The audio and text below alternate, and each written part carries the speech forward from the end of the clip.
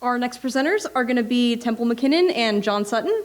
Ms. Mckinnon is the director of the Texas Water Development Board's Water Supply Planning Division and has worked in the state's water planning program since 2001. In her current role, she oversees the estimation and projection of the state's water use, administration of the regional water planning process, and development of the state water plan.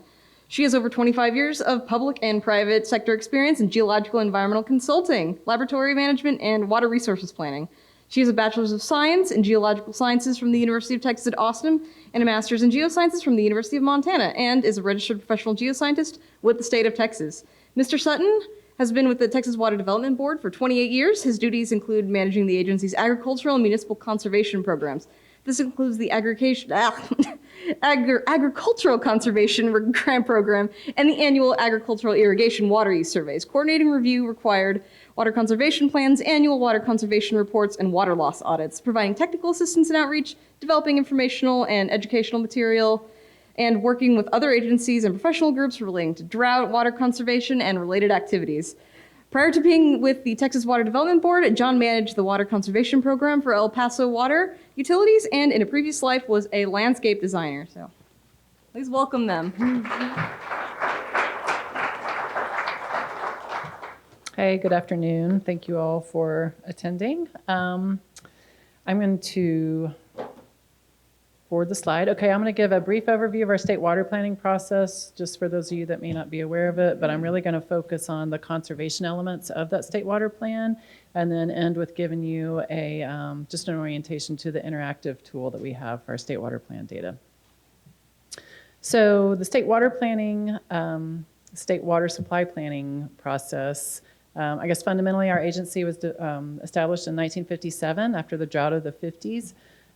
We've been tasked with developing a state water plan since that time. And then in the mid-90s, there was another drought that precipitated Senate Bill 1, which is an omnibus water planning bill, that basically they determined state water plans, they weren't being implemented, drought would come along, there was still a need for water supply. So they inverted the process from something that the agency would develop to a locally developed, what we call grassroots bottom-up planning process. Fundamentally, these water supply plans, they prepare for recurrence of the drought of record, so they're drought-based planning conditions. And the core purpose of these is to allow for water supply to be developed to support economic development in the state and public and safety needs. So this is what it looks like. The state's divided into 16 regional water planning areas. By statute, there's 12 categories of interest that are represented on these groups. They're all volunteers, a volunteer process, and then about 3,000 discrete entities are planned for within this process. I guess I should say too, these planning groups, even though these are the categories of interest that must be represented on these groups. Each group can add representatives as they see fit. I guess a good example would be in the Lower Rio Grande Valley. There's a lot of interaction with the International Boundary Water Commission, international agencies that feed into the process with the data that they have. So fundamentally how we plan, on the left side of the slide are the 6 categories of water use that we plan for discretely. And then each of these planning groups we work with, so it's a 5-year planning cycle, it plans for 50 years. We work with the Texas Demographic Center to get population projections for the state, and then our agency breaks those down into utility level based projections. We distribute that information to the planning groups for water demands for each of these categories that you see on the left. These planning groups then bring any local information that they have about water demands in those sectors of use. They assess what their existing water supplies are to support those demands, and then doing the math, they determine if they have surpluses or potential shortages in those categories, and then each planning group looks at, once those identified needs exist, they determine how can we address those needs through strategies and projects, what will be the impacts of those strategies we're recommending, and how much will those cost. I guess I should say, that said, there's also a significant amount of unmet needs. So not every identified need can be met through a recommended strategy in these plans. I think most significantly, that's in the sector of irrigated water uses, just because there's no economically feasible way to meet all of the needs that are identified. So that is a whirlwind tour of what state water planning process looks like. This is the first state water plan that we actually have a separate chapter on conservation information discreetly called out. Conservation is reflected throughout the planning process, though, starting with when the board drafts the municipal water demands for use in these plans. We look at the anticipated water savings through passive conservation from federal and state water efficiency standards for plumbing fixtures and appliances, because these passive water savings won't require any additional action on the part of utilities to realize those savings. Importantly, the per capita per day water use in these municipal projections already reflect previous and often significant conservation savings that have already been achieved. And under these efficiency standards in place at the time of this plan's development, which was 2020, the board adopted this plan in 2021. The additional combined savings of the water efficient shower heads, toilets, clothes washers, and dishwashers were anticipated to reduce future municipal water demands of the state by approximately 5.4% in 2020, which is the representative year for the decade we're in, and 9.5% in 2070. These passive savings volumes and recommended municipal conservation strategies will together amount to about 517,000 acre feet of water in 2020 and approximately 1.9 million acre feet in 2070. And this was also the first round of planning that it was a requirement from House Bill 807 in the 86th legislative session that planning groups set one or more specific goals for municipal water use in gallons per capita per day in each decade of the period covered by the plan.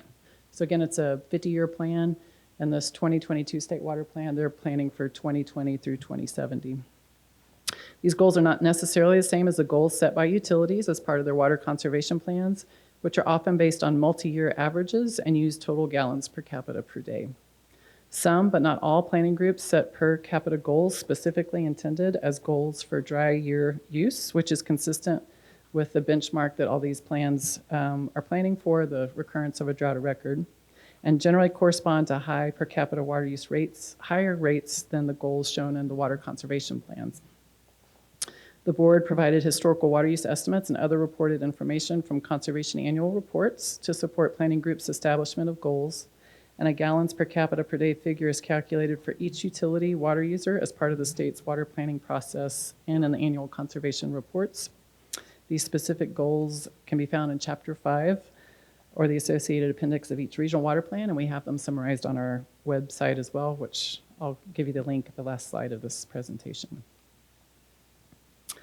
So I mentioned, excuse me, that each planning group has to come up with recommended strategies and projects to address the needs that they've identified.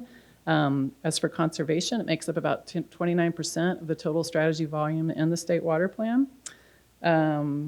Of which about 320,000 acre feet is associated with water loss reduction activities with a capital cost of about $3.8 billion. The total capital cost in the plan is about $80 billion, a little less than 10% of which is associated with conservation projects.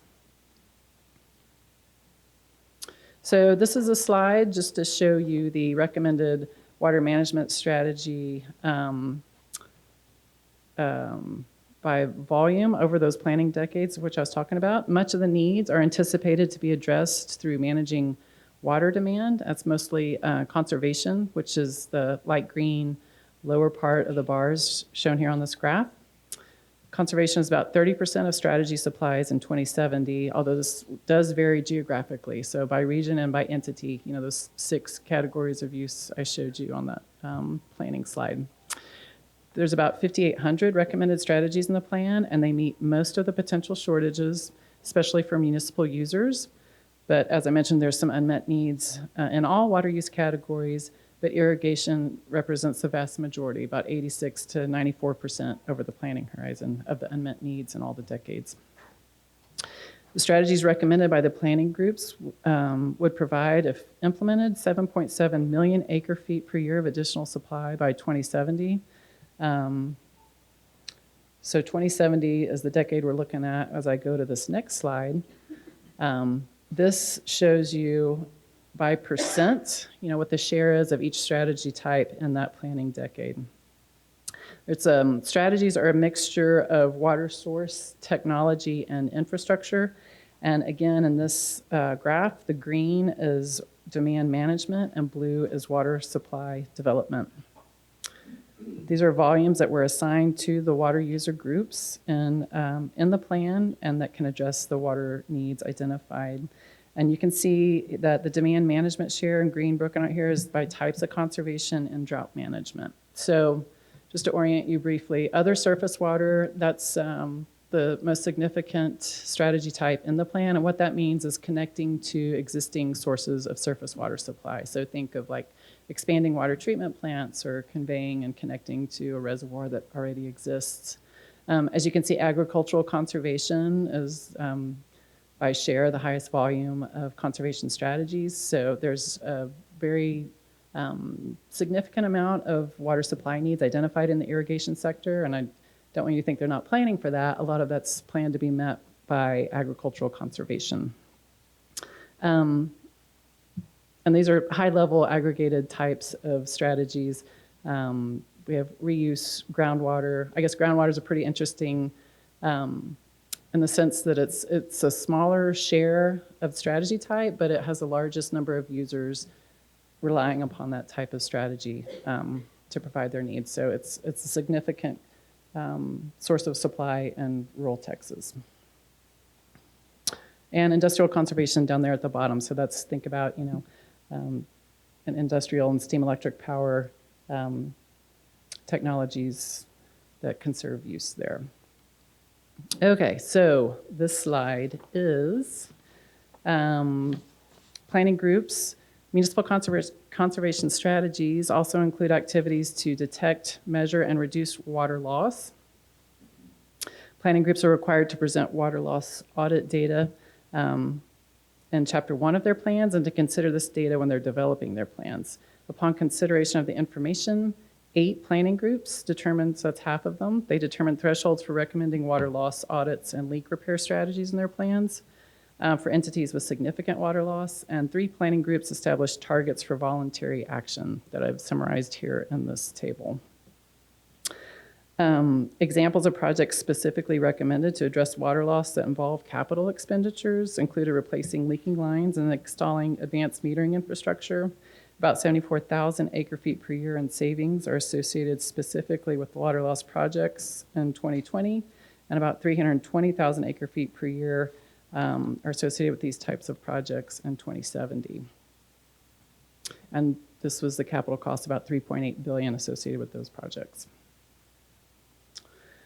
So lastly, I was going to point you towards our interactive state water plan. So the state water plan document itself is about 250 pages at a very high level summary at a statewide level, but it's the interactive site on our website where you can really go to find the entity-specific information, such as their supplies, their identified needs, and what the recommended strategies are.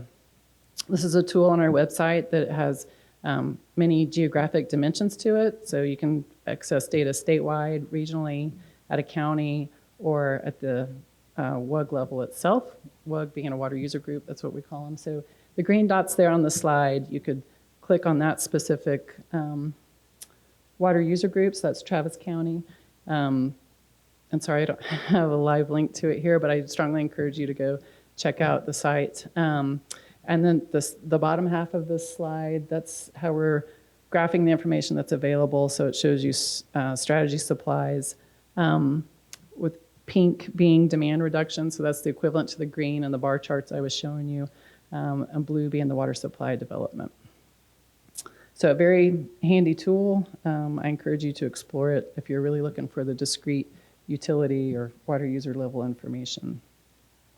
So lastly, these are the links where you can find more information, the State Water Plan website itself, where you can get the written documents, maps, tabulated information.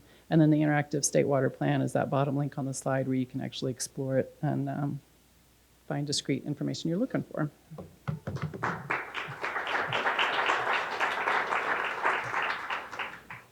Okay. How's everybody doing? All right. So the mission of Texas Water Development Board is to lead the state's efforts in ensuring a secure water future for Texas and its citizens. We do that through planning, the state water plan, which you just heard about from Temple. Important to remember that that planning, that state water plan, is based on data from the historic drought, and we take a look at future needs and demands and how those demands can best be met. The board also provides financial assistance. You're going to hear a little bit more about that for the next presentation.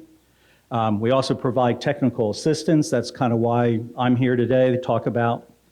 But first, I kind of want to ask you guys some questions. How's this summer going for you? Business as usual? A little more heightened? Okay. How many people have had to enact their drought contingency plan? Okay, quite a few. Are those plans working the way you hoped? So-so? All right, okay. Well, remember those plans have to be revised every 5 years anyway.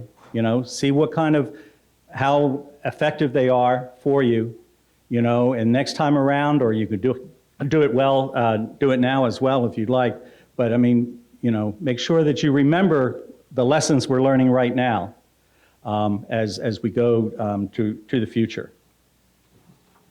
So conservation activities and drought responses, although similar, are still very different. Okay, here's the definition on how we look at conservation. You know, you reduce overall consumption, increase your efficiency, reduce the loss or waste of water, increase your recycling and reuse. Okay, it's important to note that conservation is also one of the first management strategies that need to be considered by the regional water planning groups when they're taking a look on how to best meet future demands. Conservation is about long-term efficiency, while drought, hopefully, is short-term response. Conservation plan, an active conservation plan and program, can help delay or lessen the impacts of drought. But notice I also said delay, not eliminate. Okay? There's a lot of things that you may be able to do year-round, year after year, to ensure the efficiency of water use within your system. And that might help delay the impacts like this year coming, as we're experiencing with drought.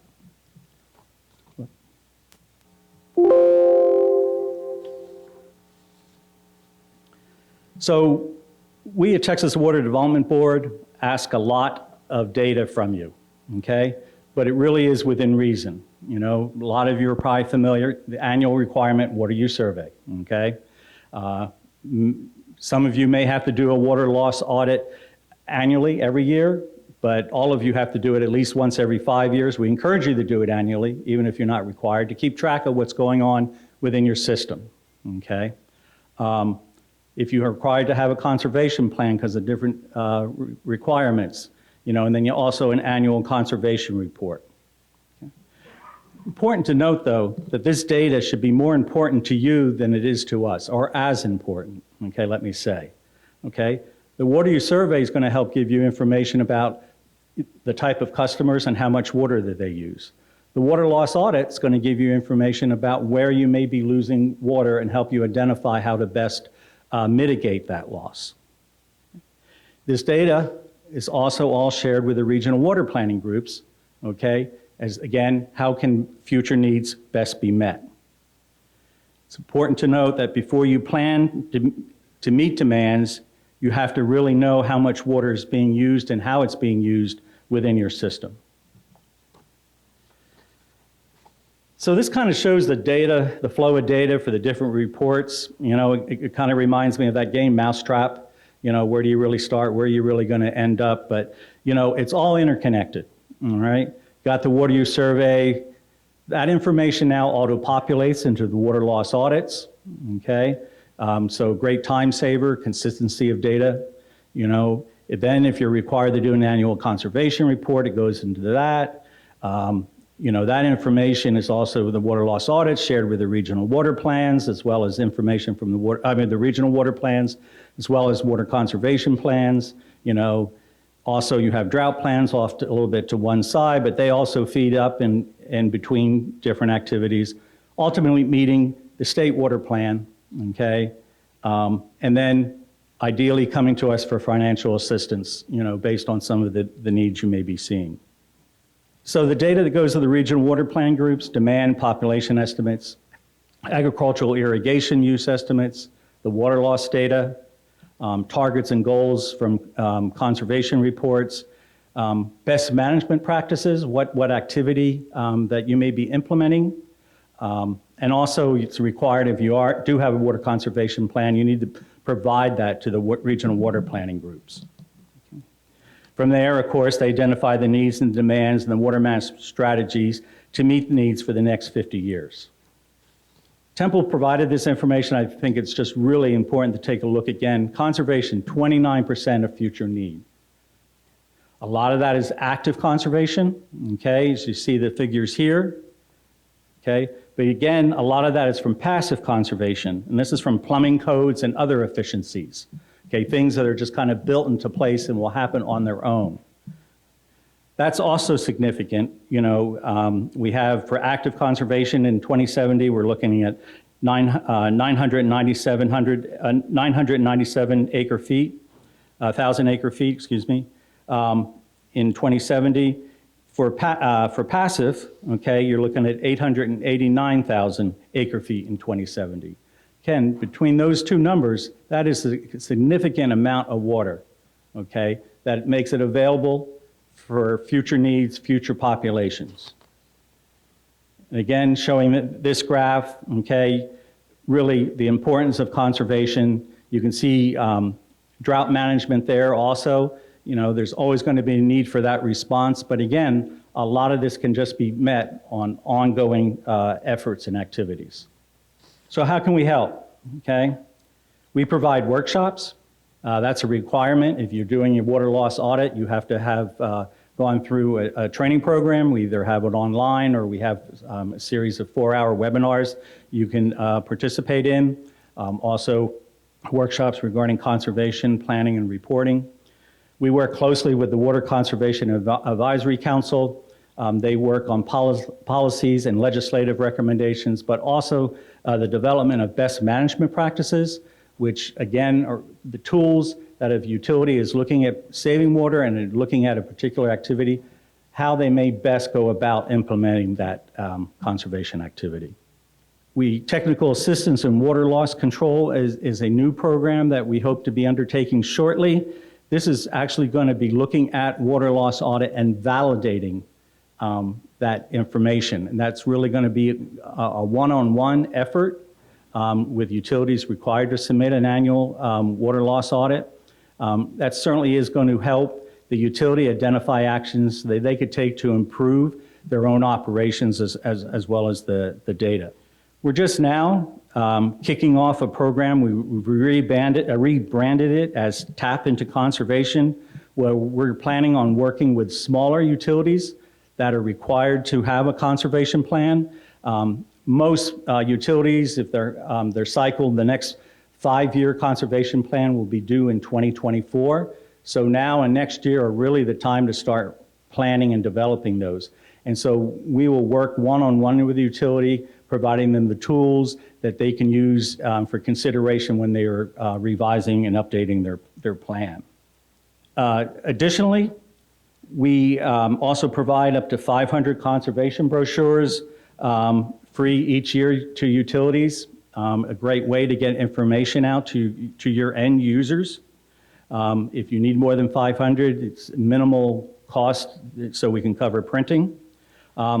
We also have available acoustical devices to help locate leaks. You borrow this free of charge for up to 30 days. The only cost incurred is the shipping and the insurance to return it. And so a lot of utilities are finding that really helpful. We have a limited amount, but certainly if we're out, we'll put you on the waiting list. Again, with drought conditions like this, you may be seeing a lot of shifting in soils, a lot of leaks going on, how can you best identify it? Sometimes that's easy, sometimes that's not quite as easy as we think it might be.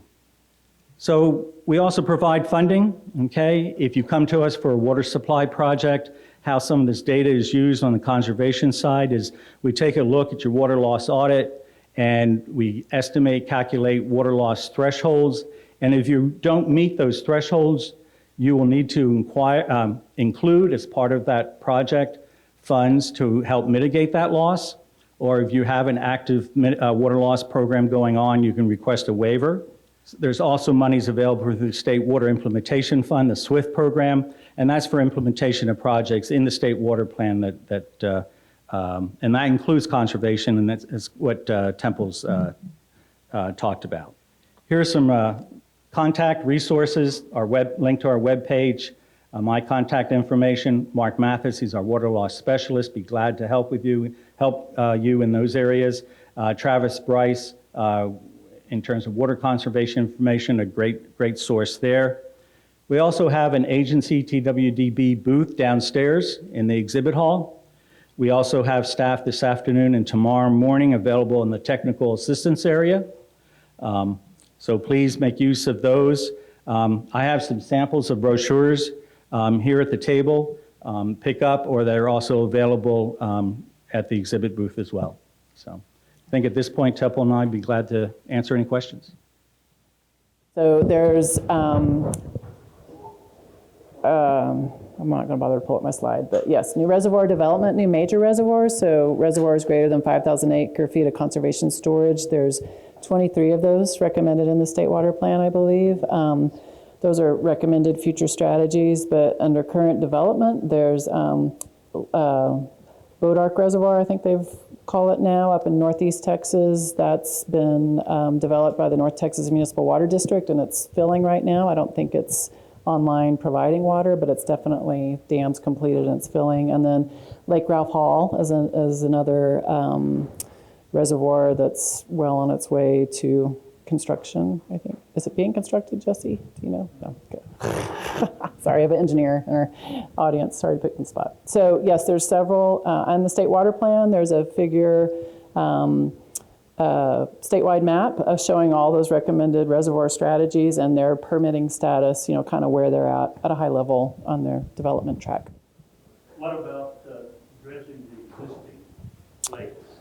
There is... What about dredging the existing lakes? Yeah, so for a recommended strategy in the state water plan, there's one recommended strategy for dredging a lake, and there's one recommended strategy for dredging an intake within the river. So not as many recommended projects that are dredging. It has its own associated costs and difficulties as far as chemical content of sediments and land disposal, but there's a couple of those in there for sure. Thank you. Thank y'all.